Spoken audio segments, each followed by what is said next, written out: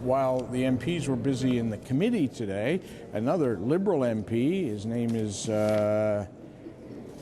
Keith Martin, Dr. Keith Martin from Victoria, British Columbia, was refusing requests that he withdraw a private member's bill. He wants the House of Commons to strike down Section 13(1) of the Canadian Human Rights Act, which deals with hate speech. That's the section being used in complaints against former Western Standard publisher Ezra Levant for printing cartoons of Mohammed in that magazine. And that same section is being used against our next guest, author and columnist Mark Steyn. And Mark Steyn joins us now from Washington, D.C. Mark, the speech police say they need this section of the Human Rights Act to protect us from racists and bigots. What do you say to that? I would say that Section 13, and I support Dr. Martin's motion, is almost entirely unnecessary.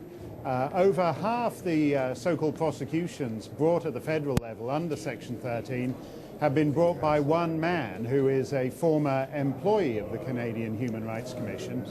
So essentially this Section 13 seems to be highly necessary to him, but not to many other Canadians. I take the view that Canadians are grown-ups, they're freeborn citizens of a mature democracy, and they're entitled to reach their own judgments about what they read. It's disgraceful, really, that a government tribunal is sitting in judgment over the editorial decisions of private magazines in Canada. That should be very shaming to Canada. Let me just read our audience a part of what you say in your latest book, which is called America Alone, the End of the World as We Know It. And you say, on the continent and elsewhere in the West, native populations are aging and fading and being supplanted remorselessly by a young Muslim demographic. Now we have young Muslims in Canada saying that's hate speech. Sounds to me like it's a simple reflection of the facts. Yeah, that is a fact. The Archbishop of Canterbury in London, just in the last 24 hours, has called for the introduction of partial Sharia, that's Islamic law, partial Sharia in the United Kingdom. That's how fast things are moving. The City Council of Brussels, the capital city of the European Union, it's a socialist city council, an 18-member caucus. 10 of those caucus members are Muslim. So it's not a question of whether this is hate speech or it's anything else that offends people. It's a simple statement of reality.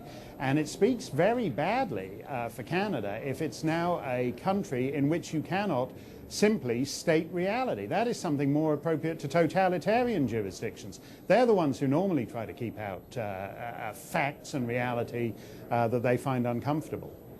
Well, many people perhaps don't realize it, but a year ago, the Premier of Ontario, Dalton McGuinty, came within an inch of bringing Sharia law into play here in the province of Ontario. And it was only at the last minute that somebody tapped him on the shoulder and said, hey, do you realize what this means? It's really bizarre. But one of the other bizarre anomalies we have here, Mark, is that Canadian Native Indians are not covered by the Canadian Human Rights Act.